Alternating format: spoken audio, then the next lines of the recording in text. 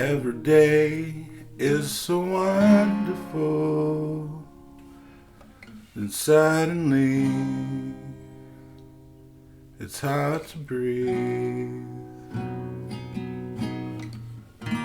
Now and then I get insecure from all the pain. I'm so ashamed. I am beautiful, no matter what they say. Words can't bring me down. Yet I am beautiful in every single way. No words can't bring me down. No. So don't you bring me down today.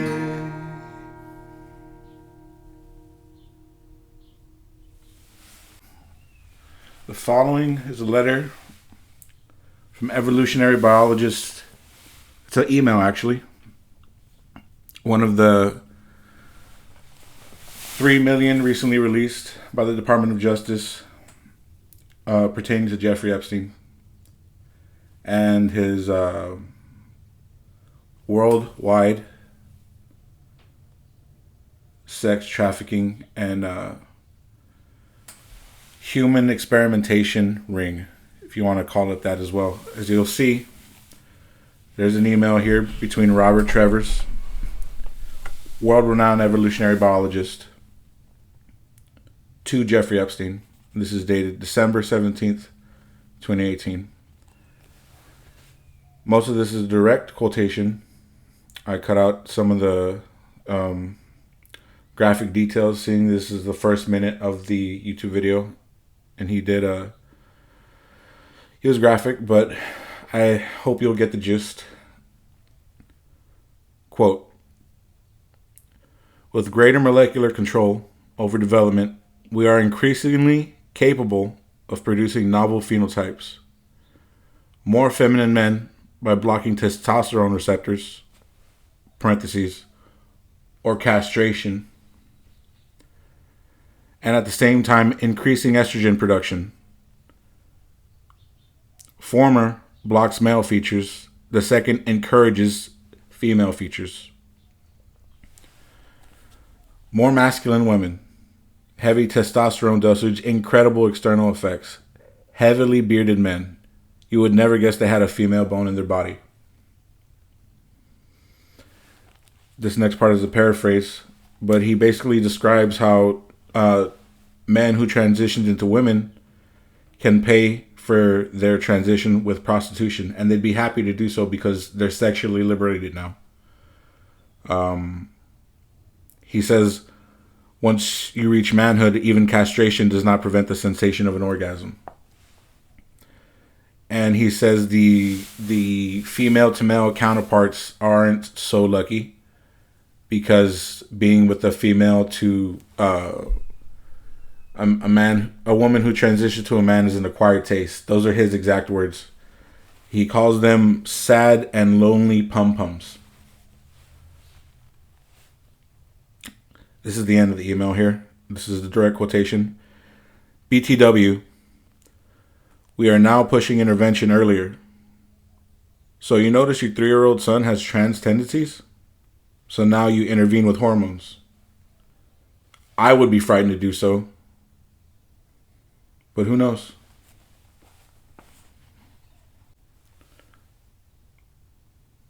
This episode is about transhumanism and militant transgenderism. The date is February 13th, 2026. This is your news tonight.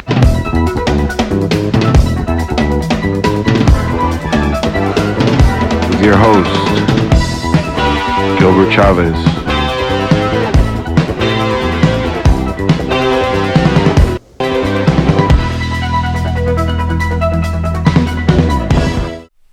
So I started the episode saying that song because when I was about 9 or 10 years old, I think that was the first time I was conscious of the notion of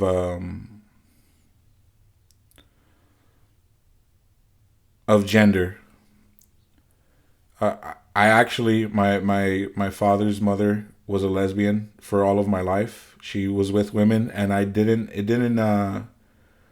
Nobody needed to stop me from being a child and explain that to me. I kind of just saw my grandmother with a woman, and that's what it was. I didn't have to. I mean, they were. I could see that they cared and loved for each other, and this woman cared and loved for me.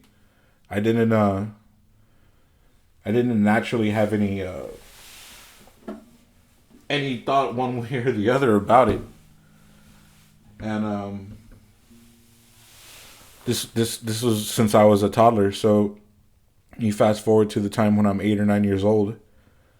One day, my I think it may have been my mom and one of my aunts had the TV on, and VH1 MTV was on. We love music, obviously, and the video for Christina Aguilera's "Beautiful" came on, and now that I'm an adult, I've never had a liking for Christina Aguilera's voice or her style of music or her aesthetic even really. But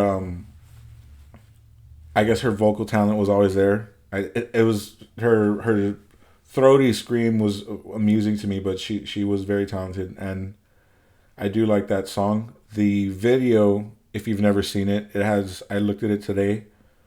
I think 115 million views and 1 million likes.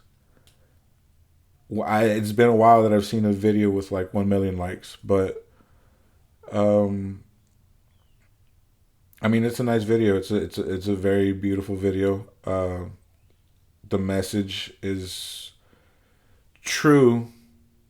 The like, there's this is where we come back into the inversion of a good thing, right? And the people that are capable of doing this are so skilled at being able to flip something that's true and beautiful and make it basically, for lack of a better word, demonic, right? Or at least flip it so that it serves their materialistic agenda and doing so by manipulating your emotions.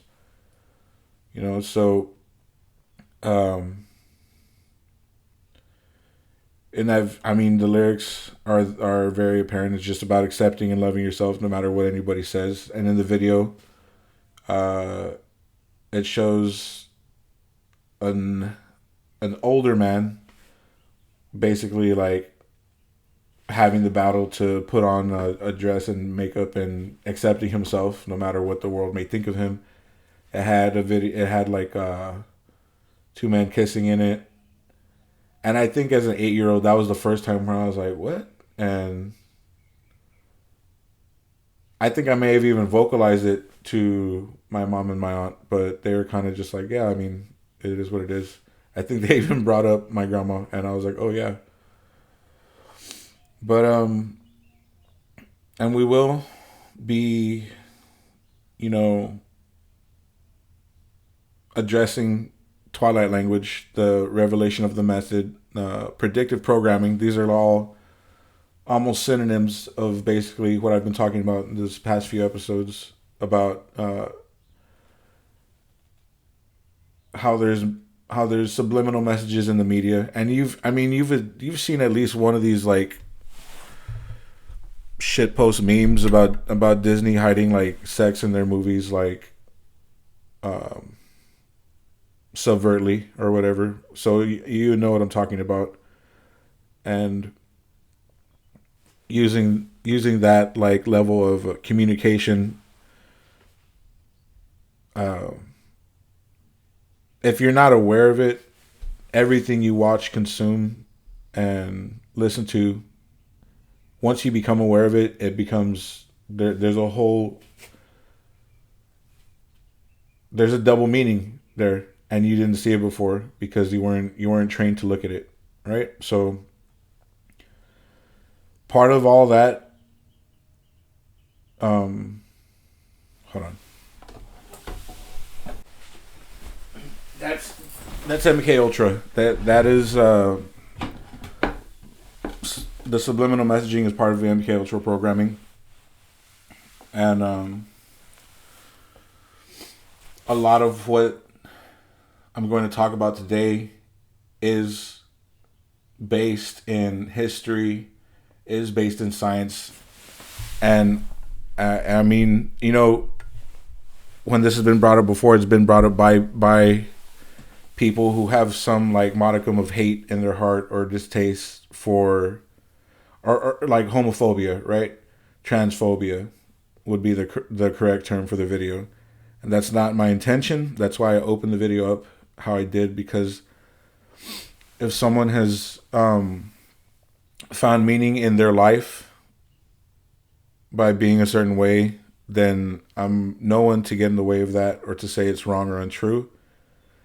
But the fact of the matter is, there has been a genetic and psychological experiment unlike any other on a scale hitherto unimagined that's affected millions, if not hundreds of millions, if not billions of people. And, if you listen to some of these other like conspiracy podcasts like The Derp with Kerp, Redacted, Duncan Trussell, you could go down the line, Tinfoil Hat, they've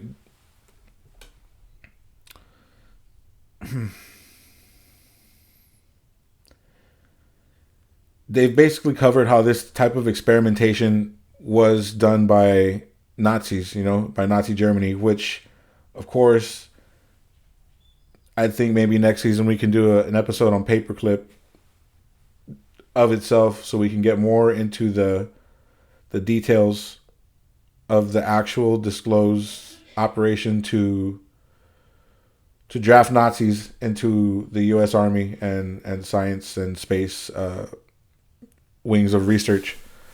And that's what all this type of experimentation and crimes against humanity have been likened to. Because, like it or not, if you follow the paper trail, you're gonna, like 7 times out of 10, find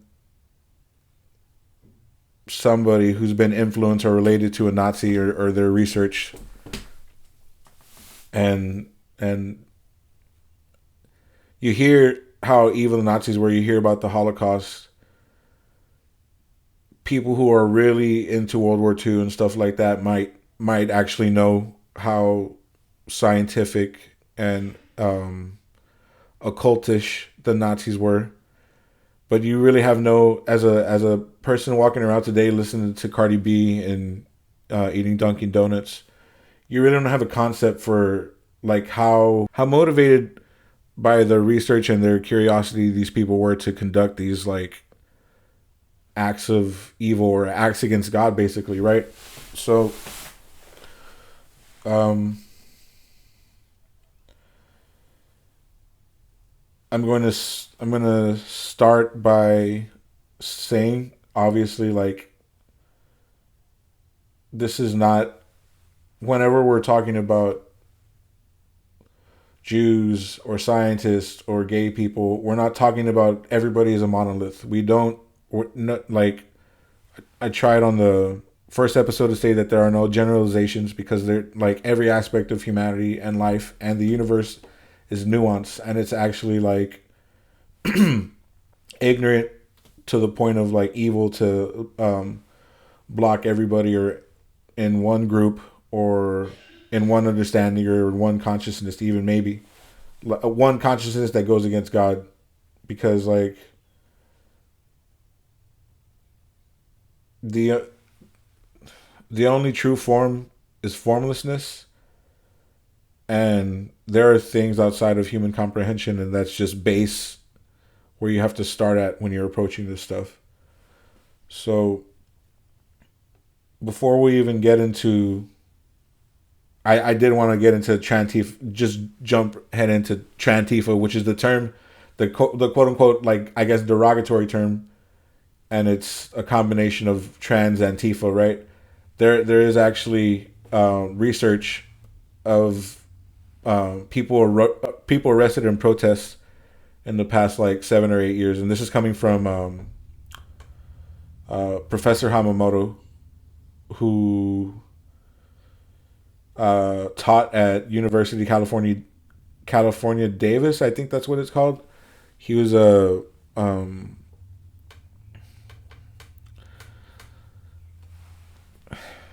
he studied culture, pop culture,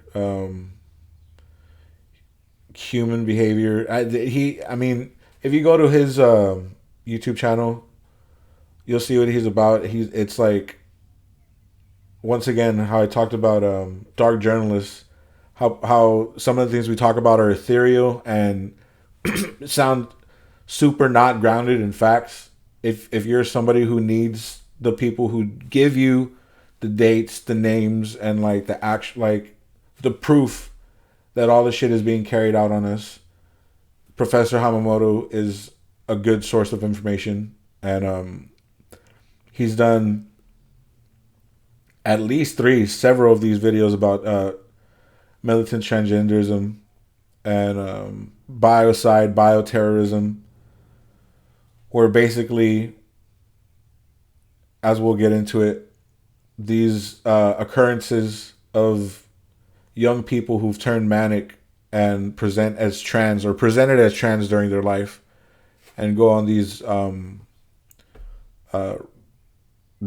killing rampages, that they're a psyop to further divide humanity and give control over to the elite. Told me, he said, well, Andy No is gay. Why are you gay bashing?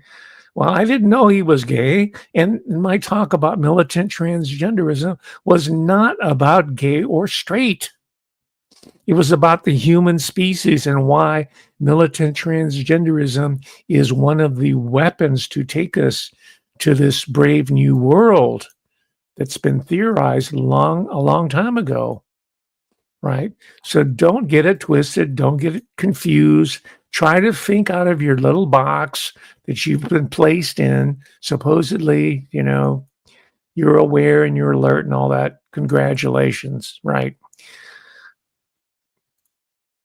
And the militant transgenders themselves do not realize that they're a biogenetic degradation tool.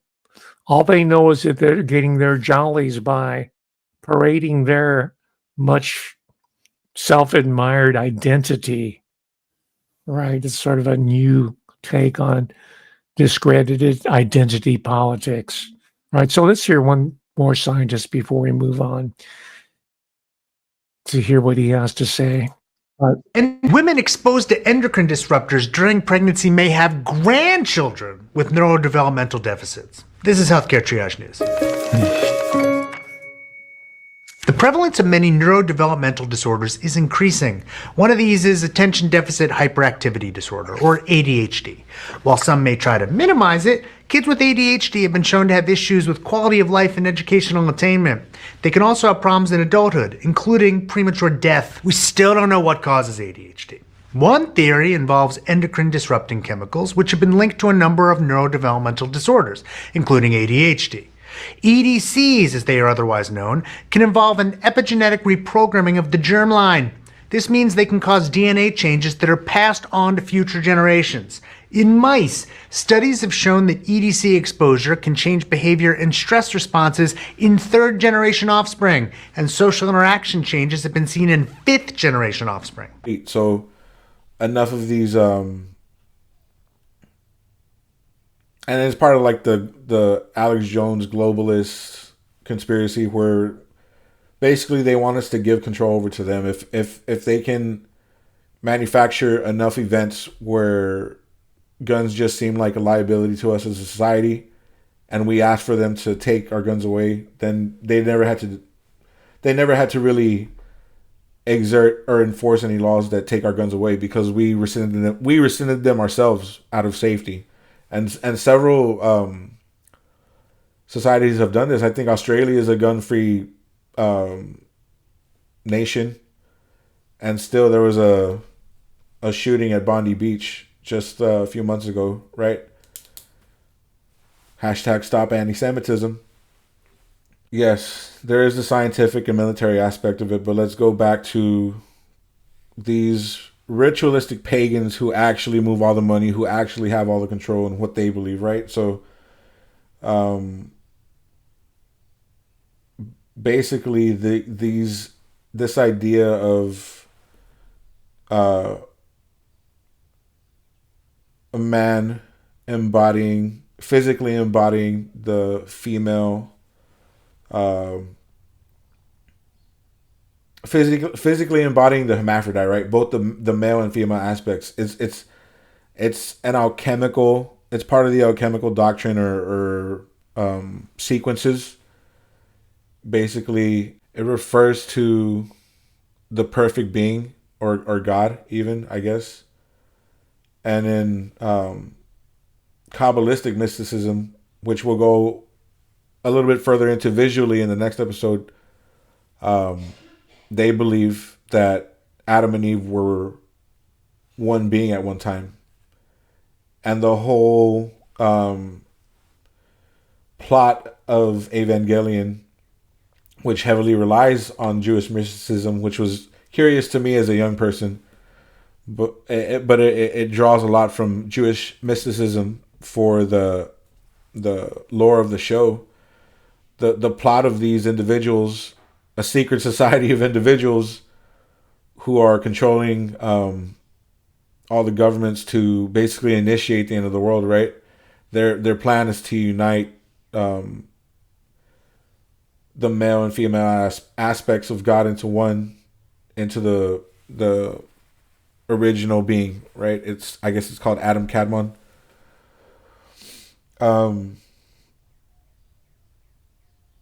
I should have looked into how maybe Jewish mysticism would link into the pre-ancient or prehistoric, like, mother goddess cults, and basically the cults of Cybele or Cybele that were always on the fringes of Roman society. And this goes into how, when the Bible was being propagated for the masses, they had to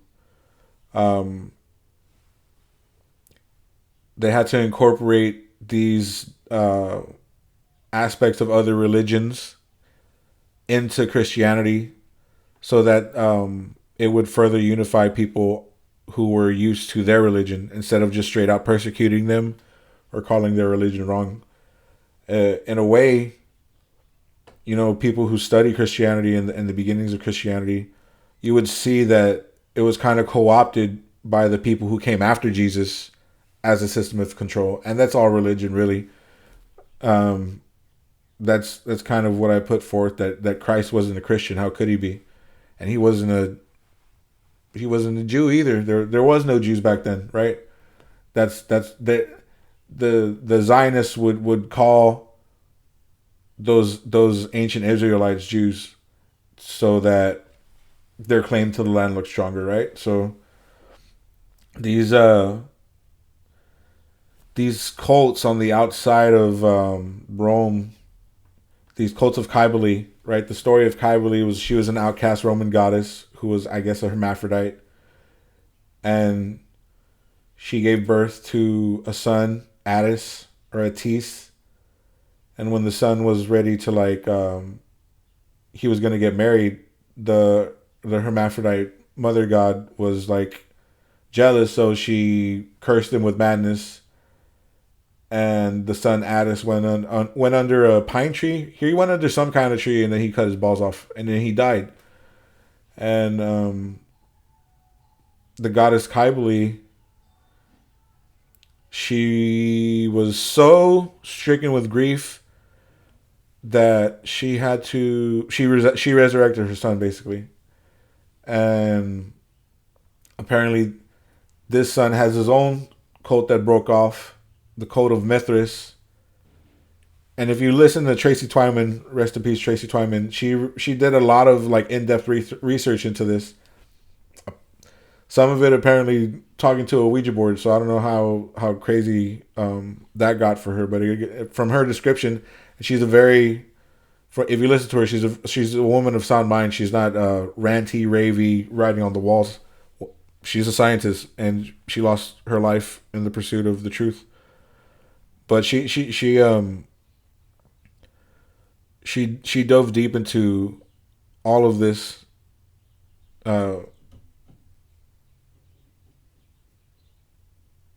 And it's all there on YouTube now in long formats if you can find it. So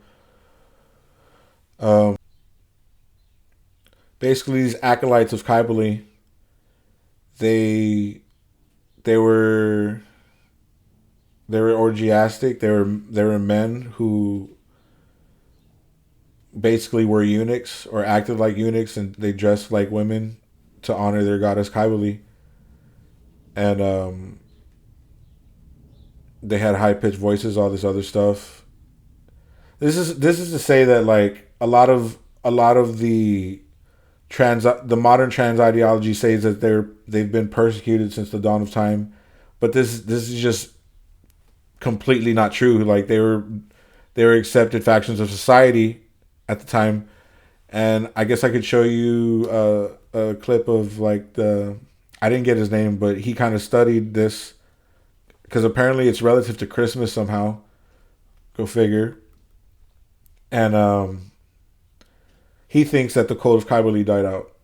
Now, the conservative Roman upper class, they really did not like this religion. They looked down on it, but nevertheless, it was added to the Roman pantheon in 205 BCE when it was prophesied that Rome would not defeat Hannibal, enemy numero uno, unless a stone belonging to Cybele was brought from Anatolia to Rome. And from that point on, wherever the Roman army went, wherever the empire expanded, they brought the religion of Cybele and Attis with them, including to my home island of Britain. It's hard to say how popular it was amongst the native British because we only really see evidence for this religion in urban centres like Londinium, where we have an absolutely fantastically preserved pair of castration clamps.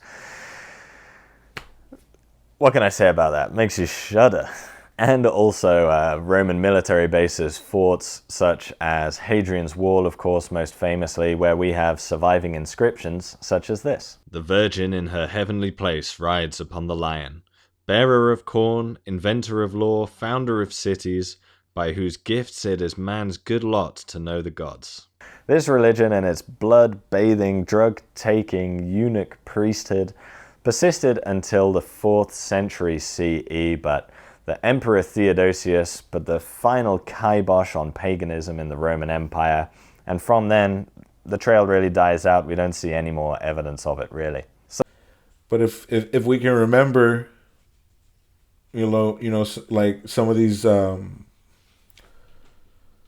secret societies, like the histories of secret societies, that they persisted. They gained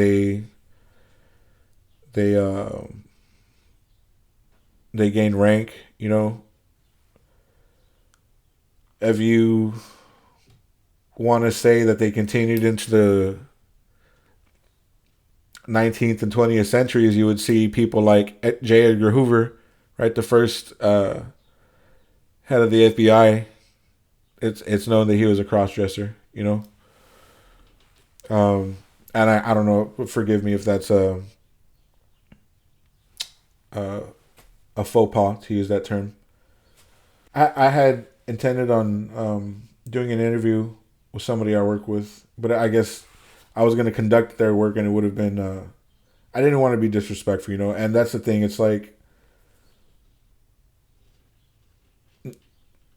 this isn't to beat down or bully upon people who already feel beat down and bullied, you know. but part of that mentality was created by these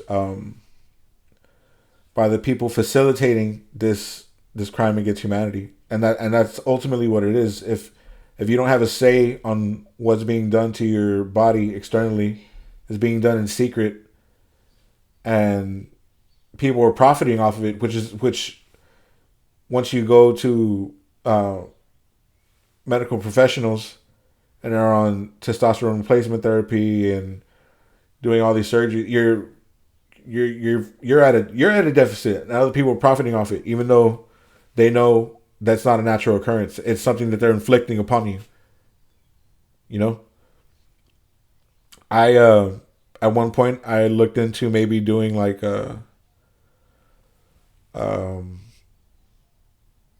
counseling for people, just regular like guidance counseling, if I could call it that legally without being a professional, right? And I looked into maybe like downloading the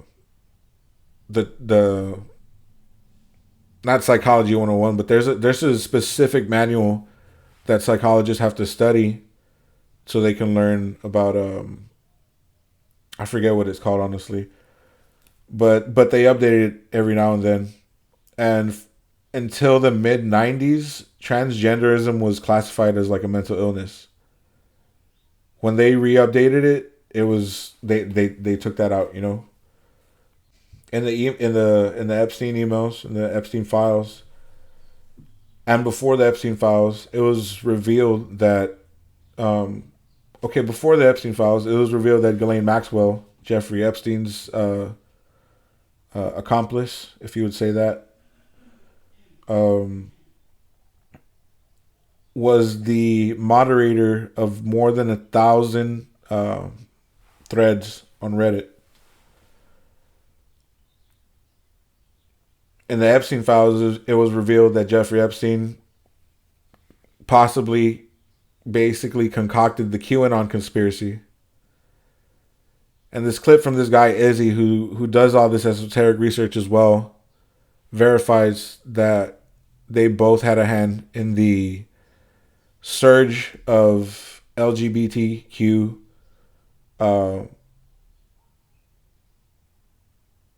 content on the blog website Tumblr. Subreddits. The other crazy thing is Ghislaine and Epstein had an insane influence on Tumblr, specifically LGBTQAZMN TMNT, the TMNT realm. So all of the rumors about like, oh, you know, certain groups push certain postmodernist ideals, like I talk about in the Hydra special, where I'm discussing the relation between postmodernity and queer theory, and how queer theory is really just a destabilization method of like identity. It's almost like a psychoanalytic tool to cause the destabilization of identity as a whole. Like, they have had massive influence on Tumblr and like all of, and you know, some of you are probably younger, like 2013 Tumblr, like that was like Frank Ocean, Odd Future, A$AP Rocky. A lot of those artists got a lot of their clout during the Tumblr era, and it was through Tumblr because I had a Tumblr account in 2012. I was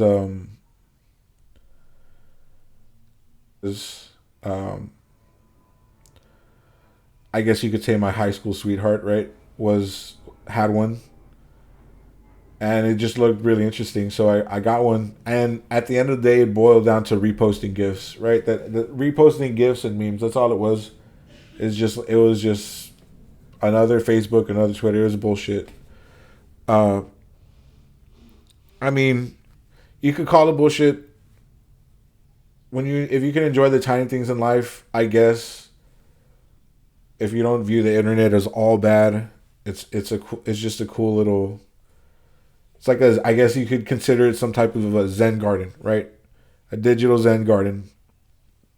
If you wanted it to look like that, but most people just, it's social media is a reflection of yourself or whatever. So, a warped reflection of yourself. And what I would now call propaganda I was exposed to on Tumblr was outrageous. And I was a committed user for at least 2 years.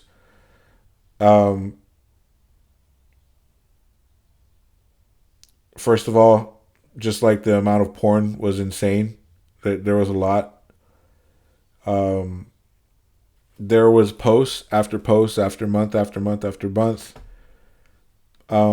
Basically, just like verbally beating men down for being men, because this was like before the Me Too movement happened, and I'm all for believing women and supporting victims of sexual abuse. Nobody should have to deal with that, and the patriarchy is a real thing. But this notion of like toxic masculinity, which once again these ideas are based in reality, but are then inverted for an agenda. So yes, there is such a thing as people who have failed to adopt the okay, so that's kind of where I trailed off back in the alchemical aspect of all of this and the cult of Kybali stuff. It's basically, and there's no right or wrong to be, there's no right way to be holy or one with God. Everybody gets there in their own time, in their own way. But basically, we are dual, like polar beings, right? So like we exist on the physical plane, but also on a different plane entirely. And we come from a mother and father, so we're both our mother and father.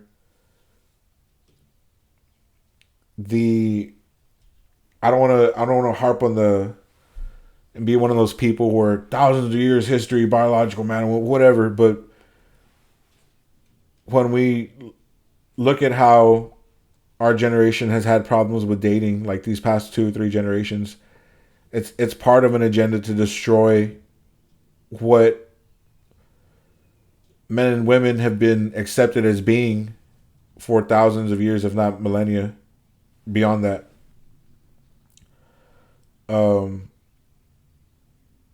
If we can look at this movie Wicker Man, have you ever heard of Wicker Man? Not the Nicolas Cage one. I've never seen the Nicolas Cage one, though I have nothing against Nicolas Cage. I saw the original one, and it's basically Midsummer but better, right? So Midsummer is like, no, I'm just kidding. I like Midsummer. It's really long, but Wicker Man, this policeman in the UK, he goes to this place called the Summer Isles off of Scotland because this girl's missing, and he's written by somebody in the community who's like, this girl's missing, nobody's looking for her, can you help find her? So he goes there in a water plane to the Summer Isles, and it's a little island community, like off Scotland, right? And they're all like, oh hey, what's up? And he's like, where's this girl at? And everybody's like, never seen her. No, everybody's acting super sus. And the longer he stays there investigating, the more he realizes the people who live here are like pagans. Like they're having sex out in the fields at night every night. They put like, it's if somebody dies, they put like dead animal parts on and in their grave instead of actually the body. And it starts just freaking the policeman out. He's a Christian. He's engaged or betrothed to be married. And they even try tempting him like with women while he's there, and he's just he gets tempted, but he doesn't like cave in. So like basically he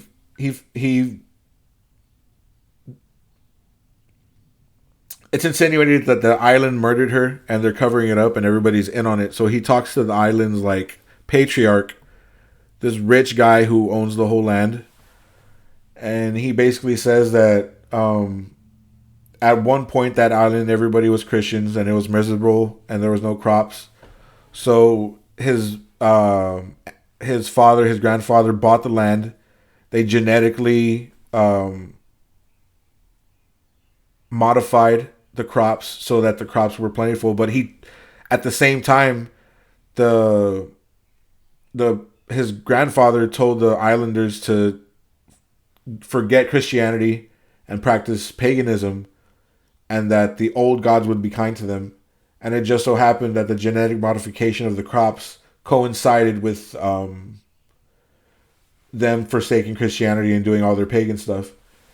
So the patriarch reveals to the policeman, he's like, eventually the genetically modified crops are going to go out, and we have been having less and less crops every year. So I think he basically insinuates, and the policeman puts together that because their crops are going out and they're religious fanatics, that they've been sacrificing people to get better crops. But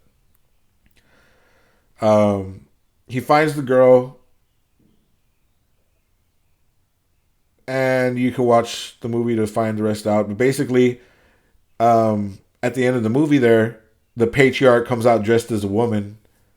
And when you see him, and he's bullshitting the policeman during the whole conversation, he's being a fucking dick. But when you see him, the last thing you think inside the movie, and this movie was shot like in the late 60s, early 70s, the last thing you think is like, this British man is going to be all cult crazy or whatever, even though he sounds like the stuff he's describing to you is insane. He comes out at the end of the movie in a dress with long hair, and he's leading all the pagan islanders. It's fucking crazy. But say all that to say that that's the inversion of the alchemical truth. The alchemical truth, whether you're a man or a woman, is to balance your opposite inside yourself. And the inversion or bastardization of this would be to physically represent it outside yourself. And not to be like I was an ordained minister by the internet. If anything means anything and nothing means nothing. But basically, not to say you spit in God's face, but to say you know better than God than to erase your gender and do your own gender. It's not the original sin, but it's not in the Ten Commandments either. But this has been a theme in like science fiction and other and fantasy. This notion of playing God, right? To think you're better or know better than God. It's what purportedly the ancient civilization of Atlantis fell for, you know? And I think maybe we'll hit that before the season is over. So we have like we hit the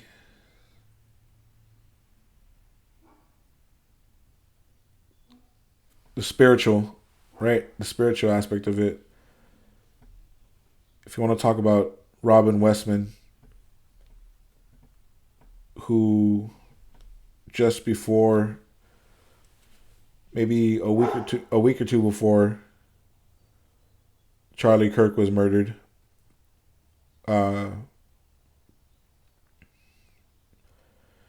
he carried out a shooting at a I think Catholic preschool.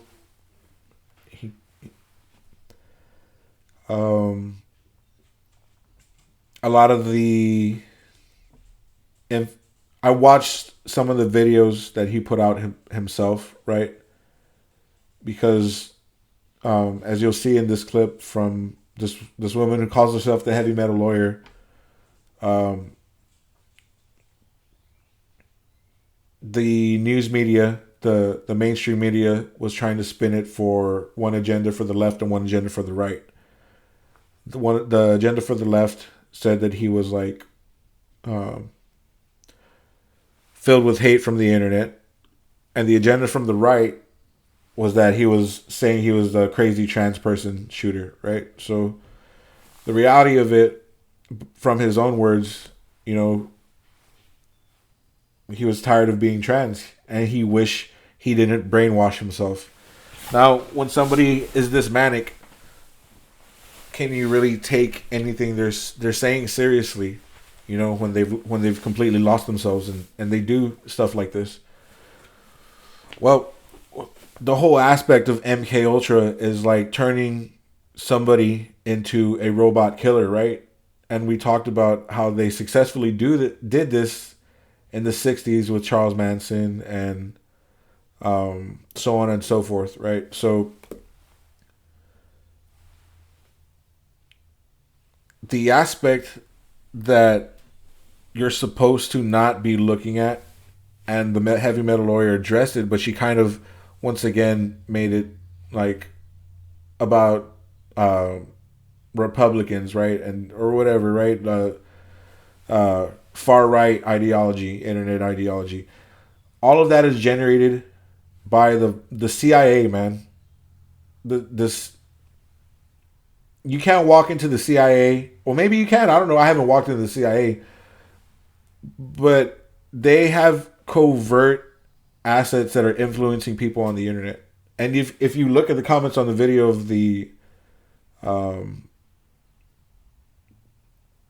of Nine Angles video, there are people saying that it was intelligence. Like, you know, I know some of the punk. I don't go to the punk and metal scene here, but I grew up around some of the people who attend their shows all the time. Or here where I live, right? I should here where I live, and I grew up with some of those people. I was around some of those people, and the people who attend shows like that, that's a community in and of itself. You know, they're very ideologically sound, and though like they have like this very like rough and intimidating exterior, they do stand for people. They stand for human rights, and to another level, they don't deal with like bullshit like bullying or pedophilia in their communities. Like, they handle it themselves. These people aren't apt to get on the internet and influence people to commit crimes. They have no reason to. Like, regular people don't do that. And we can go back to somebody as far as like Ted Kaczynski, who was warped by the system to do horrible things. And if you want to apply this to like every school shooter, every terrorist in the past like maybe like 30, 40 years, you can see a pattern. Ted Kaczynski himself, his journals indicate, like, as brilliant as he was abused by the system even when he did good, for the purpose of making him fucking crazy. I didn't do that much research into Ted K, but I have heard enough basically that the government was there influencing him to eventually become what he became. So let me see.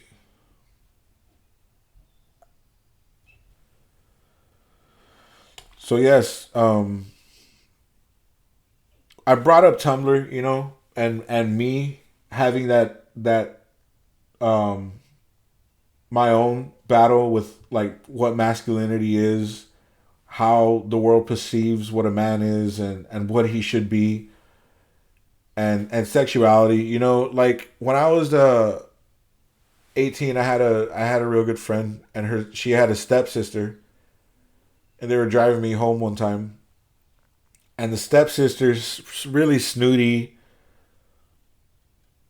I don't know what her fucking problem was, but I used to have long hair, and I look how I look or whatever. I had long hair. I had hair longer than this in high school, and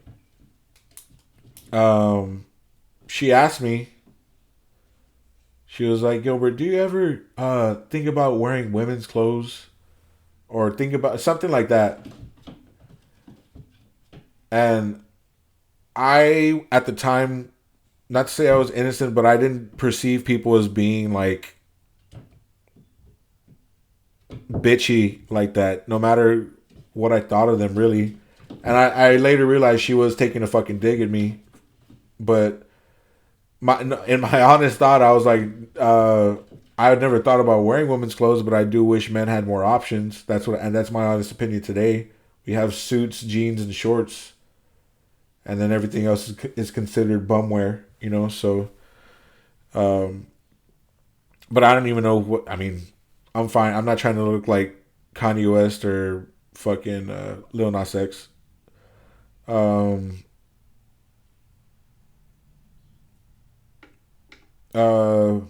I say all that to say that I have felt the weight of that propaganda against me, and I can imagine people who are less willful or more open to suggestion being completely overtaken, because that's what that's what that movement was kind of built to do. It was kind of like break men down, so that when this like new wave of like corruption and one-sided beneficiary change comes, that there's no men to resist it, because we've kind of been once again coerced into voluntarily giving up our rights, voluntarily giving up our masculinity, and voluntarily going with the future because it's the future. And that's what Professor Hamamoto states at the end of all of this. It's not about trans people or like it's about transhumanism, which is what the tech oligarchs and the billionaires eventually are trying to get at. They're trying to erase androgyny and only make two classes: the ruling class and the rest of us. And when you made it impossible to own stuff, when you've made it like impossible to connect with people on any meaningful level, when you've basically destroyed our language to the point where like somebody will kill you just for saying a man is a man and a woman is a woman. You know what I'm saying? Like it was a purposeful degradation, a crime against humanity, like Professor Hamamoto says, bioterrorism, all of this. And I read the email in the beginning so that you know. I mean, it's based in it. All this is based on truth. Like it's not a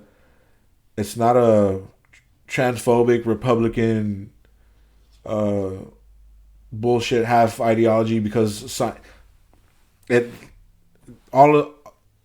the whole propaganda aspect is inversion. Like it's taking the truth and inverting it, and once they plant that inverted truth into your mind, it's your reality.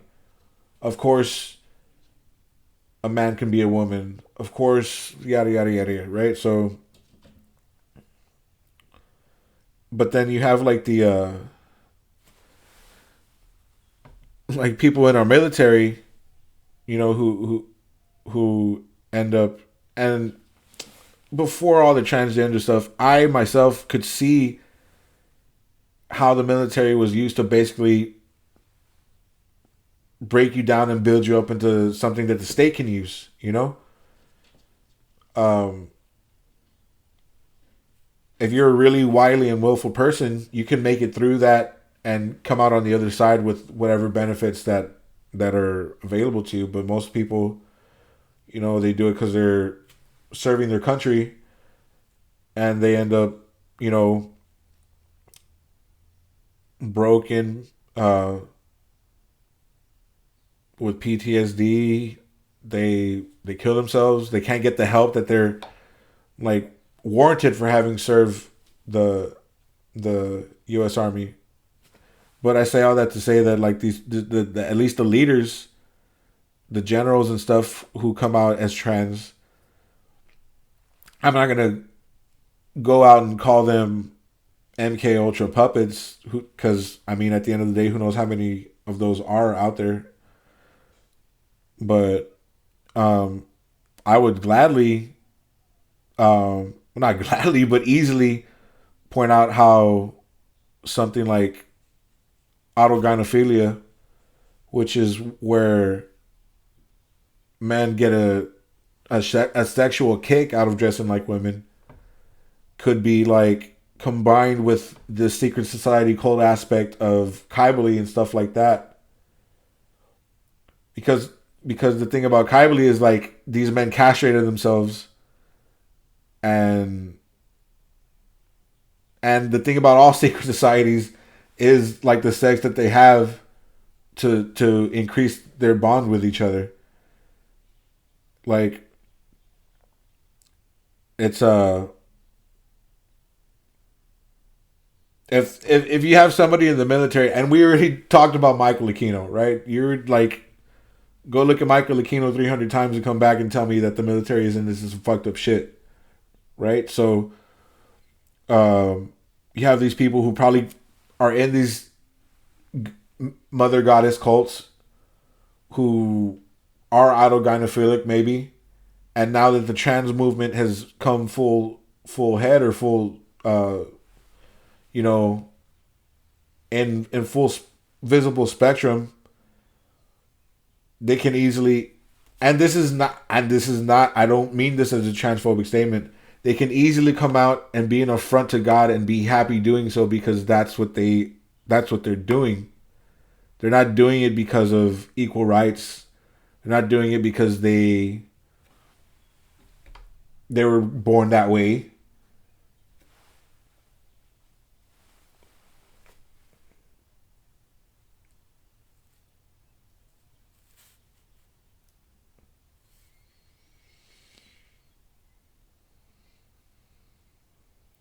I watched this podcast in your mom's house where they've kind of like tongue-in-cheek made fun of the people who've gone crazy in this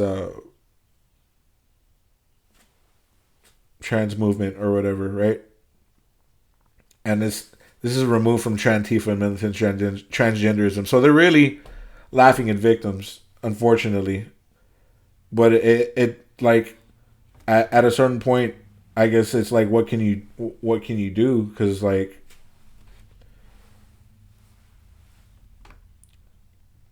I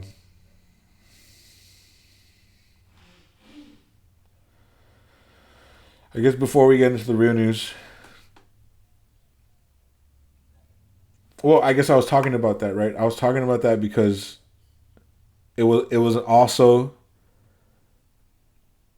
there are theories, and it's been, some people combat it as transphobia, but it's really not. Like, that part of the transgender movement is not only to destroy us as humans, but to even like, I mean, it said it in the email. If you start giving your 3-year-old like stuff that inhibits their body's like natural growth cycle, it's completely not good. I'm not a medical professional, but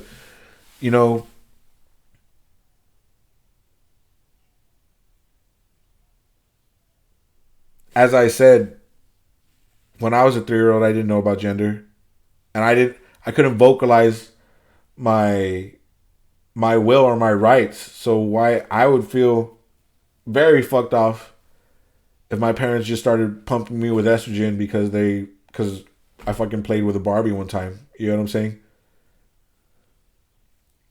And combine that with propaganda. Combine that with propaganda, self-medication, like, and just the weight of the world against like the modern man and woman. You can see how people like this break. Say all that to say that part of the reason they talked about it on Your Mom's House, and part of the reason that people are so combative against transgenderism is because some of these people use it as an affront to conduct pedophilia. And there was an aspect of people, pedophiles, trying to relabel themselves as minor attracted persons and basically become part of the LGBTQ community. So they can be a fucking protected class. It's not. It's fucking ominous, man. Like,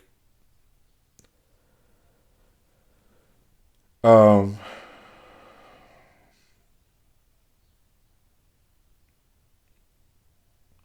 didn't want to just inundate you with just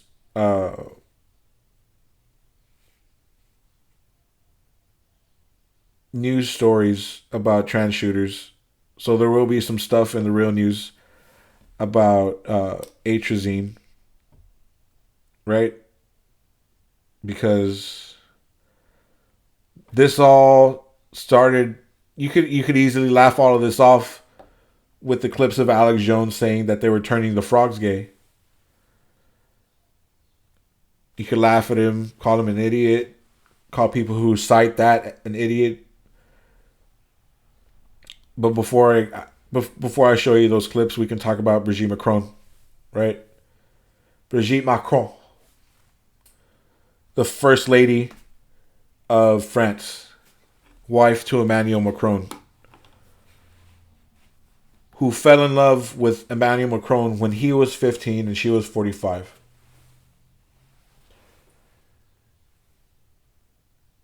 I watched Candace Owens' entire presentation on Brigitte Macron, which she kind of got a lot of support and information from the French journalist Xavier Poussard, who had to leave the country because he's being persecuted by the government of France for reporting on whether or not Brigitte Macron is actually a man. Now, you should go watch Candace Owens' extensive reporting on Brigitte Macron yourself. But basically, there is no record of this person that Brigitte Macron existing before a certain time. If you trace her family, the person that Brigitte claims to be is actually missing, and the person that Brigitte is supposed to be is Brigitte's brother. If you look at a picture, right, and I got one right here. So like, there's Brigitte. They have another brother, and then it's two brothers and one sister. Apparently, this person right here is actually Brigitte. And what the fuck is his name? I will put his real name, her real name, but basically, they lose track of this brother after he takes part in the Stanford experiments, which I don't know if you hear about the Stanford experiments, but they took some college kids and they made half of them prisoners and half of them guards. And they talked to Brigitte, who was part of this experiment. I think Jean-Michel is actually Brigitte's real name. Jean-Michel Trogneux. And Brigitte Trogneux. the Trogno family. They're all like, the people around them have been convicted of like sexual assault with children and stuff like that, right? So there's this weird thing that Jean-Michel says after the Stanford experiments, where that his ultimate honor in life is being able to fulfill a role to the best of his ability. It's a very, very, like, I'm not going to be vague. Basically, like, basically Candace Owens and Xavier Broussard insinuate that this person, Jean-Michel, was part and is part of, like, the satanic cult network, the black nobility, the royals, and we say satanic, but they're pagans, right? So they practice like rituals and incest and all this other dark stuff. And we've already talked about like the inversion of the male and female, and secret societies practicing hermaphroditism, transgenderism, right, as an affront to God. So France in particular has had these accusations of being like super not Christian, right, as of late. And it would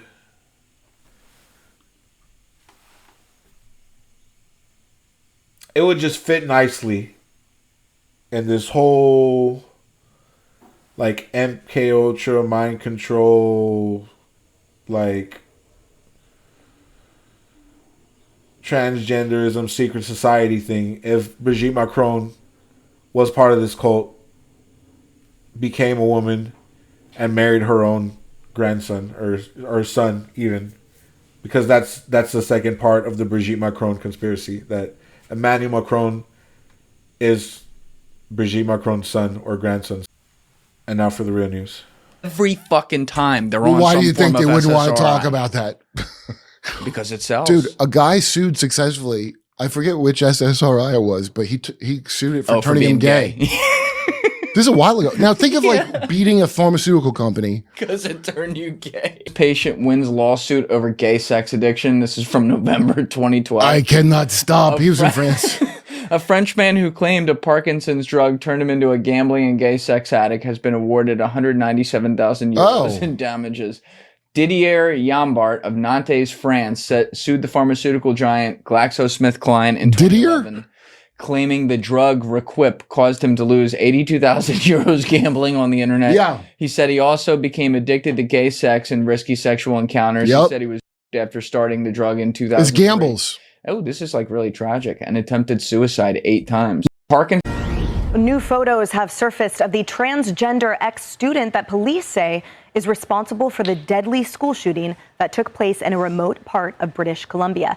Now that's Jesse on your screen. You can see full name Jesse Van Rutselaar showing off with glee a rifle, smiling broadly while sitting on a couch with another person. Now, according to other photographs, this is sort of like the only photo that we've seen of him where he was actually smiling broadly. Many on Facebook had him sort of tight-lipped. You posted something this morning about the trans shooter, killer in Canada. This 18-year-old trans shooter murdered at least 10 people at Tumblr Ridge School yesterday, and you said demon possession is real. Folks, this video is very disturbing. Go ahead and play this clip.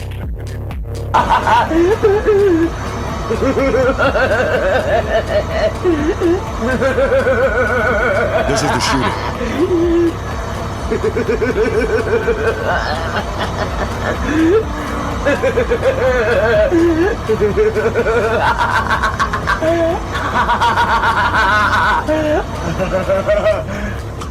Chil- 25 children are waking up in the hospital this morning in Canada with gunshot wounds and other injuries, and another 7 children will never wake up again as Canada suffered its worst mass shooting in decades, all at the hands of a transgender, violent, homicidal maniac. Now, instead of this suspect, this now deceased Jesse Strang, I'm not sure how you say it, instead of this person being treated for his mental illness, he wanted to become a girl, okay? So you know he's Looney Tunes. He wanted to be a girl. This is a young boy, wanted to be a girl. Now, instead of taking care of that mental illness and saying, no, you're a boy, you're never going to be a girl, you're living in a fantasy land, that's never going to happen. Instead of being honest with this person and treating this mental fantasy, instead, what has happened?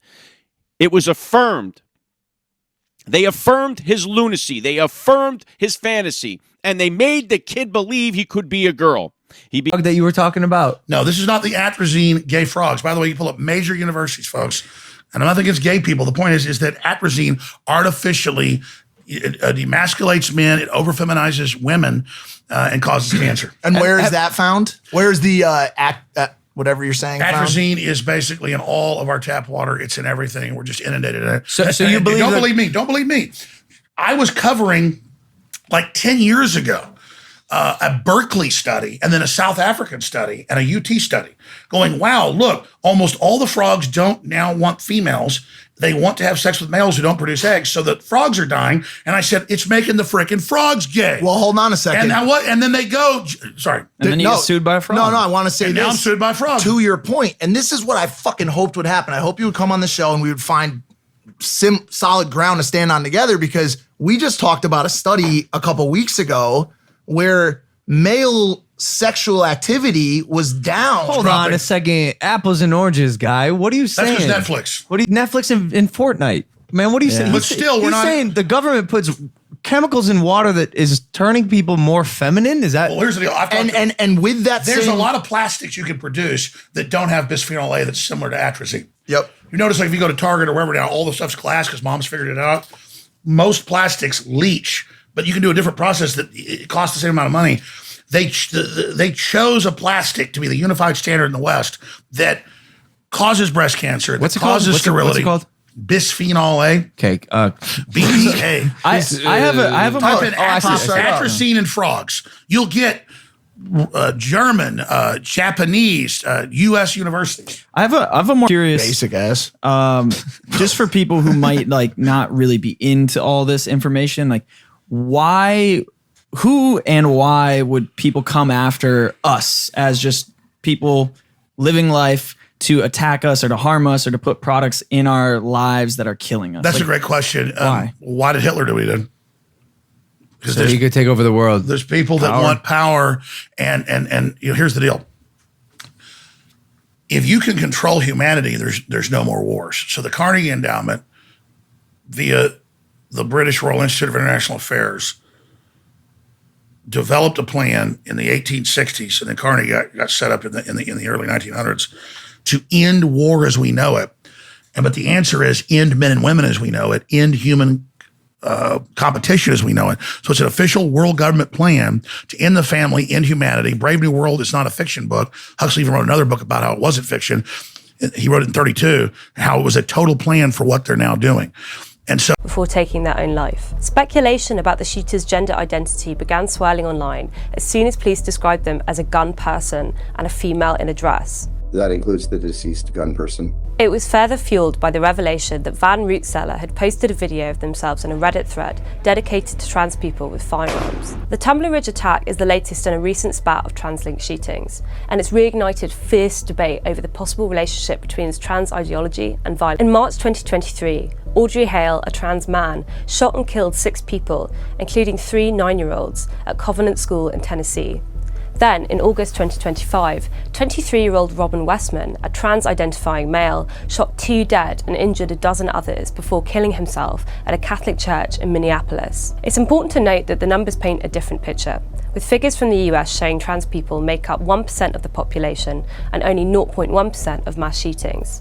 But this has done little to quell the growing sense that transgender ideology may lead a minority down a path of violence. Donald Trump Jr. has claimed that he can't name an American mass shooting in the last year or two that wasn't committed by a transgender lunatic. And some health professionals fear the cocktail of cross-sex hormones prescribed to young people with mental health problems could be spurring them towards violence. Shootings and the calls for gun control and to take my shotguns away and all this stuff got me involved in like what is causing all these shootings, because there are a lot of shootings, right? And in every case you look at, the person's like just full of psychiatric meds. And so I brought this up a couple of times in public, and whoa, you get attacked for even raising the question, like, is there a connection between SSRIs and mass shootings? You would think that people would want to have that question asked and answered. If they had true faith in their products, they would be like, oh, let's look at it. Let's be transparent about this. Let's have open access to the data. Let's do whatever we need to do to show you all that our products don't cause violence. But of course, it's the opposite. A friend of mine who's a professor at one point tried to FOIA the medical records of various mass shooters and couldn't get access. You talk as fast and you go on these long tangents, and then you go to frogs being gay, and a lot of things happen. I want to do people it. can, because I'm putting a record out. Yes, but I want to do it step by step. All right, let's do this. Let's do this. But most people, the vast majority, here we got here. BP commits $100 million to fund new emissions reductions projects.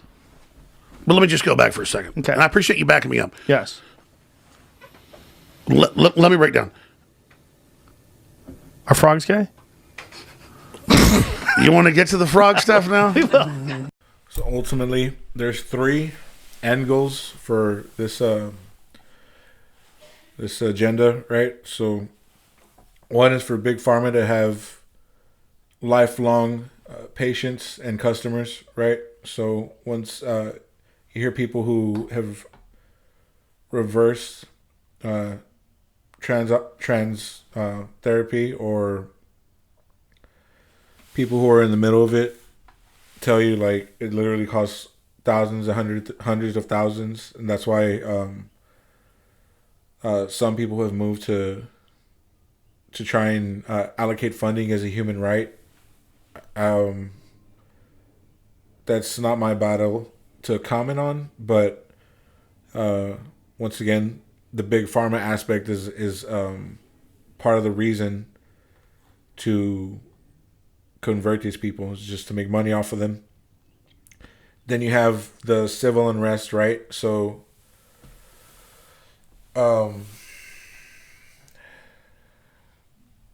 before I started doing this series, I had seen, I don't know if it was Robin Westman or Lance Twiggs, who, you know, if I didn't put a clip up earlier about his behavior, I'll insert it here. Stuff like impedance phenomena, while others had mathematical symbols as if he was writing down equations. Although, of course, none of it actually makes any sense to me or probably you. I will say some of this stuff legitimately gets pretty scary. To think that this guy melted his own brain to the point where he was drawing this is horrifying. Besides the consistent appearance of circuit diagram-like straight lines leading to symbols and drawings and references to spirals and spiraling, there is one image in particular that really got my attention. On what looks to be 2 pieces of cardboard, Lance wrote, "Hormonal flux is way fluctuative," followed by definitely orchid denialism. If you don't know, orchid is actually the medical term for balls. So with the context here being him mentioning hormones and of course identifying as trans in the few months prior to Tyler's attack, orchid denialism could be a reference to him outright not acknowledging or recognizing his balls. I can't make any other conclusion besides that one, but as I said earlier, all of the images will be available for you to peruse. And although a lot of it is just random babble, I am hoping that by someone else other than I taking a look at this, there can be some information extracted from these images. The anonymous peer continues. These scribbles look bad, rhyme, or just sometimes he'd only smile and point at things. If I was religious, I would have called an exorcist. The smile was so scary, and he showed me what conversations he was having with ChatGPT. He told me he solved some equation backwards and showed me the ChatGPT text as proof. The chats were just paragraphs of random Greek and I think Roman symbols with numbers and random letters going on and on. He'd somehow gotten it to respond in kind as well. He told me to start scrolling faster, and so I did. And he kept telling me faster until he was basically screaming at me to scroll faster, and the ChatGPT chats just went on like forever. I was sat there scrolling at max speed for at least like a minute or two, and by the bottom, it was still in the weird symbols. He started basically, like, the internet is the probably repeating aspect of their stories, and what seems, at least in my eyes, to be what influences them to alter their behavior and personality. Once you conduct this operation on a mass scale and are able to get covert groups to start, because it's not just like the transgender communities or whatever that have groups like Order of the Nine Angles, and there's others. That's what I'm trying to say, that I upon, before doing the show, listening to some of the news upon this stuff, there had been links to militant groups of transgender people. They put out pamphlets, and like part of like the far leftist doctrine is like to be communist, right? Like, this has been a running joke since the 90s. Like, you go that far left and everybody's like a comrade, and it's just like, it's another example of fucking cosplay, really. Like, at the end of the day, somebody is leading communism and it just turns back into Big Brother. Basically, the civil unrest aspect of it comes when you have hundreds of thousands of men who have been psychologically inflicted to believe that it's their right to be women, become organized and agitated to, like, just begin killing people they view as enemies or opponents, political opponents, stuff like that, and that's where, the whole idea of Charlie Kirk being assassinated by a trans person comes in, but the jury's still out on that. The last aspect of the transhumanism agenda, because that's what it is. It's not a Trantifa is the front, right?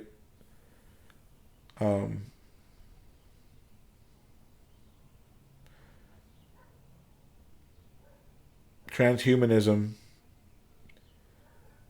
is basically what, like, Sam Altman, Peter Thiel, and Elon Musk aspire to create in their eyes, it's a utopia, but it's really a dystopia where all of us have a piece of metal in our head and we're all boy girls, or interchangeably whatever the fuck.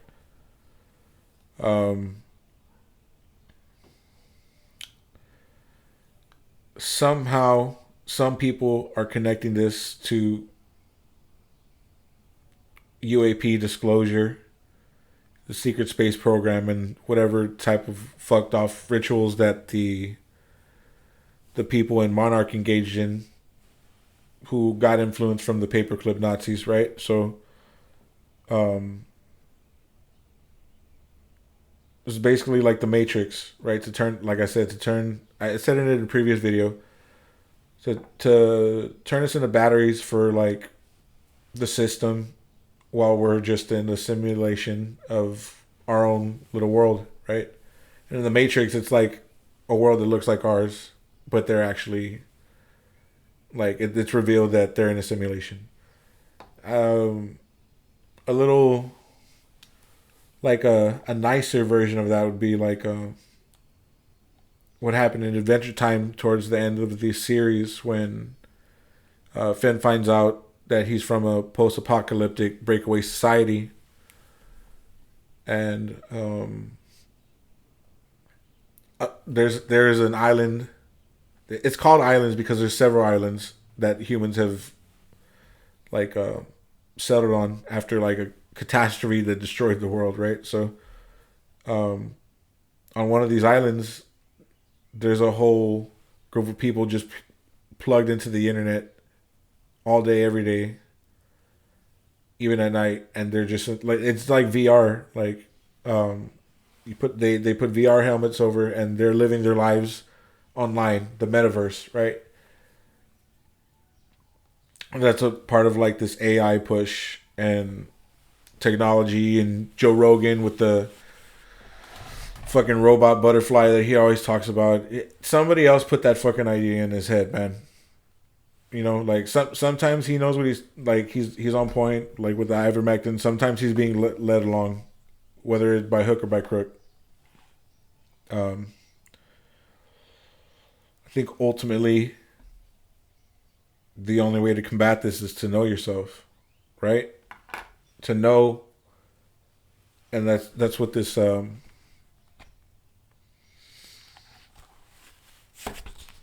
series is about. You know, like once you know what you're dealing with, what you're looking at, what's coming at you, you stand on better ground and stand a better chance against anything that would try to disarm you or break you down. Honestly, that was a lovely episode. Thank you for joining me today. This has been the news tonight. Never judge a book by its cover, or who you're going to love by